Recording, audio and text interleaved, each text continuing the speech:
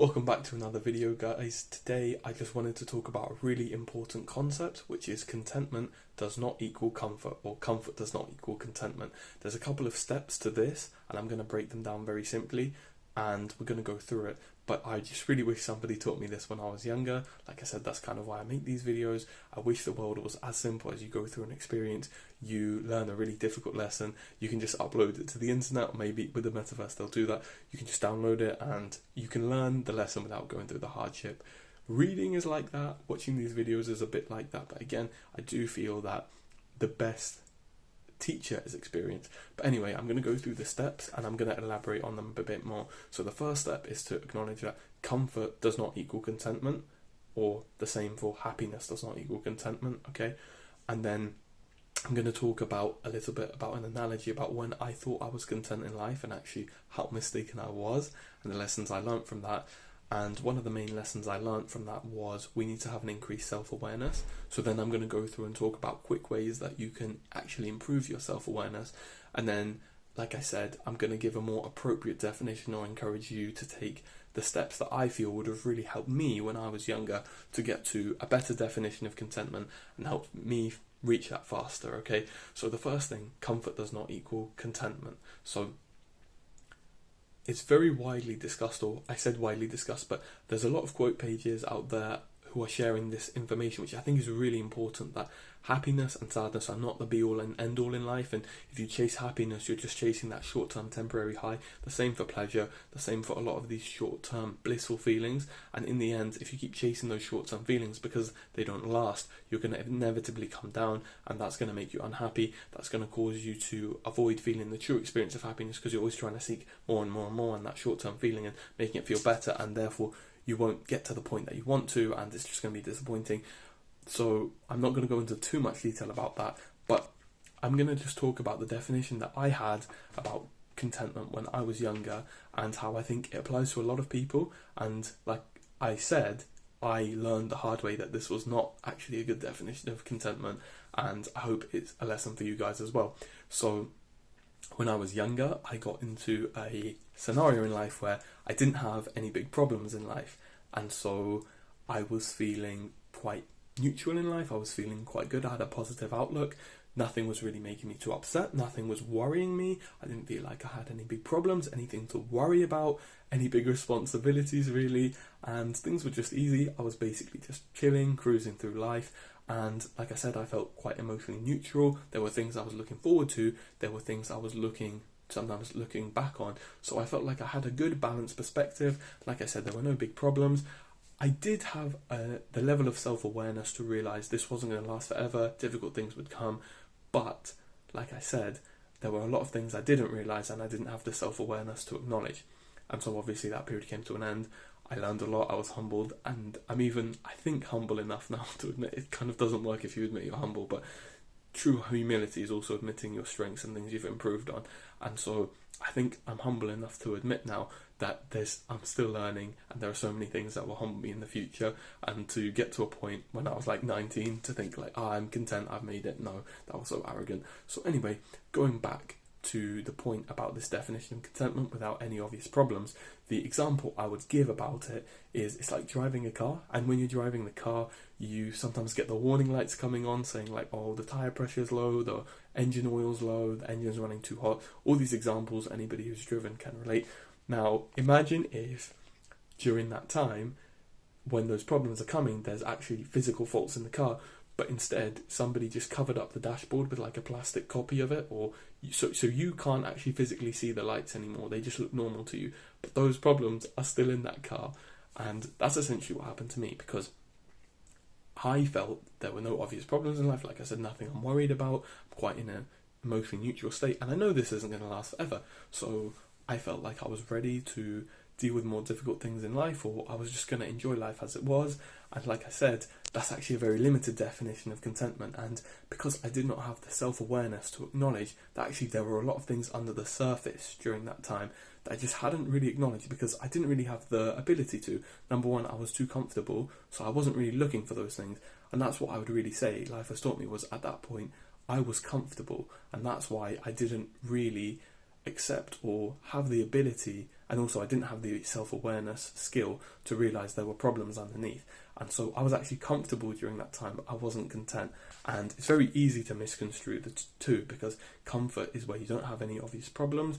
And like I said, contentment, we feel like we're emotionally neutral or we can deal with difficult things. And the two scenarios kind of overlap. And that's why I wanted to actually make this video. So going back, I would say I didn't have the self-awareness to realise that actually there were problems underneath the surface. And these problems were things like I actually still had a need for other people's validation. I think we all do at some point in life, and to some degree there always is that. Sometimes I could feel a bit materialistic, sometimes I was focusing on my appearance too much and things like that. And these are things that if you say that, people might say, oh, you're insecure, or oh, you know, people might judge you for feeling those things. And that's why I think we tend to not admit them, and especially we tend not to admit them to ourselves because we're a bit ashamed. And it takes a lot of time and self-acceptance and self-awareness to realise actually we probably all have some of those things, and we need to address them. And actually addressing them, that's the first step to working on them, and then we need to work on them. But if you don't have that self-awareness, like I said, it's like driving the car blind. You don't realise all these issues are running underneath, and it just takes a little crisis or a little push, and boom, all that contentment, which is actually comfort, comes crumbling down, and you're humbled again. So anyway, what are the steps you can do to increase your self-awareness? So there's a couple of habits I would say are just really key here. So mindfulness or meditation, a great way to improve your connection with yourself, kind of come out of the moment, and also just let your mind go through whatever it needs to. I've tried a lot of apps, and I'm going to talk about meditation in another video, but I would say the best thing to do is just actually let your mind wander and try to return to it just for a fixed amount of time. It's very difficult to get started. It will take time. As with all of these habits, it's very difficult to get started, and you're going to find a lot of fluff. And the best example of this is journaling, which I think is a great habit to improve your self-awareness. But initially, when you start journaling, there's a tendency to write as if someone else is reading it. It's like an external person, not you. And so you tend to sometimes over-exaggerate the good things and undersell the bad things and kind of brush them under the carpet. And that's normal. So like I said, initially when you start these habits, there's going to be a bit of fluff, and it's going to take time for you to be brutally honest and write down the things that you're not proud of, and write down the things that you may actually be ashamed of and you haven't made peace with, because obviously you're going to feel so self-conscious when you start these habits. So it's going to take a bit of time to actually get there.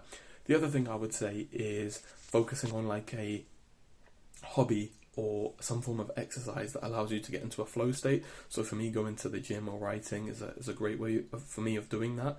For some people, it might not be going to the gym. It might be yoga, it might be walking, it might be painting, could be cooking, could be anything. And again, it's going to take you time to discover those things. So that's why I think it's important to have a better definition or an increased self-awareness, because then you're going to be able to understand those underlying issues, and you're going to be able to address them a bit better. Okay, so then going on to the next part of the video. So once you found out those things, what do you do? And how do you actually achieve contentment?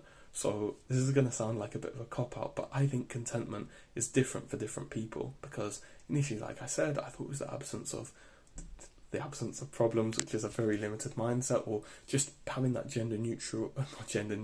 emotionally neutral viewpoint, and being able to, think you can deal with things in life. But actually, I would say, looking on later, I would say actually it's a willingness to accept suffering, for me anyway, and the willingness to embrace like good and bad things. And they seem similar, but like I said, you can misconstrue the two in comfort, because when you're in a comfortable situation, you can think you have no problems, you can think you're in a very stable place, and it's just not like that. And like I said, when you have the self-awareness to realise actually there's all these underlying things that need to be fixed, that's the best thing. And like I said, it's going to take time for people to find the habits that really improve your self-awareness. And it's going to take time to actually find your ability to define contentment. Like I said in a previous video, we actually have to realise that as difficult as it is, we're like, what's the meaning of life? What's this? What's that? Unfortunately, nobody can really give you a clear answer that's specific to you, and you're going to have to go through like the very difficult thinking process of doing that. That's why I'm trying to encourage, I wish, like I said earlier, I could just download these lessons, or somebody could give me better lessons I could just learn straight away. It doesn't work like that, and you have to go through a lot of trial and error. And that's why I said pick these hobbies as a starting point, the meditation, the journaling, because that's great to get you started. Because if you don't really work with journaling, you can maybe do something else like video journaling, or like just vlogging, but just for yourself, or even posting it. I think some people do get some benefit out of that anyway. So that's the point, really, to go through those self-awareness points, and once you've realised that, to realise actually giving yourself a deeper meaning that you have to come up with yourself, because you have to realise you're responsible for your own meaning in life, and then realising, okay, I actually need to define when I'm content in life, and what does that look like for me. So like I said, I've given a few pointers in this video about some of the habits that I feel are really helpful. So like I said, meditation, exercise, flow activities, and also finding a deeper meaning in life, they do tend to help.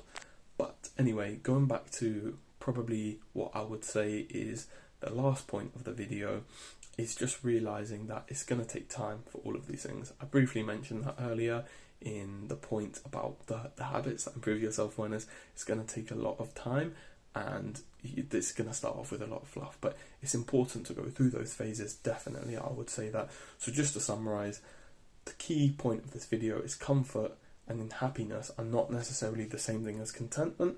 I went over the little story about how it was maybe arrogant of me, but I wasn't even self-aware enough to realise it was arrogant, that I thought I had found contentment, and I thought I was in a good place in life. Obviously that wasn't the case.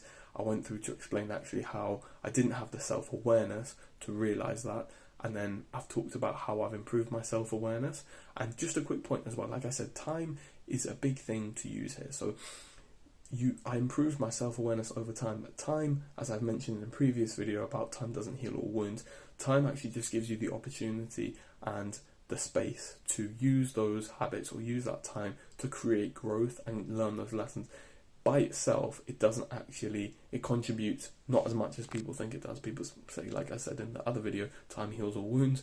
Actually, when you break it down, it is that opportunity. So it is going to take time, and you are going to have to be patient with yourself. That is something I would say I've gone into a previous video about how to improve your patience, but going back to the summary, and then you have to find the best ways to improve your self-awareness, and then from that self-awareness discover perhaps a deeper meaning, and from there you can come up with a more appropriate or specific to you definition of contentment, and that is actually how you reach contentment.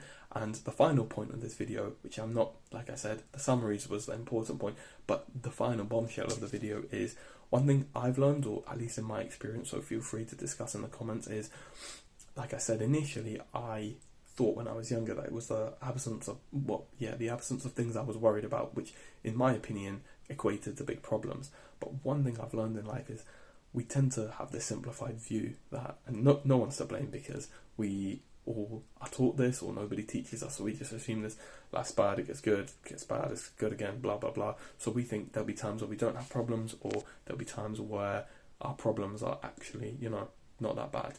And the thing is, I've come to a conclusion or a point in my life that I feel a bit more content, and hopefully I don't live to be like, you're so arrogant and you regret that.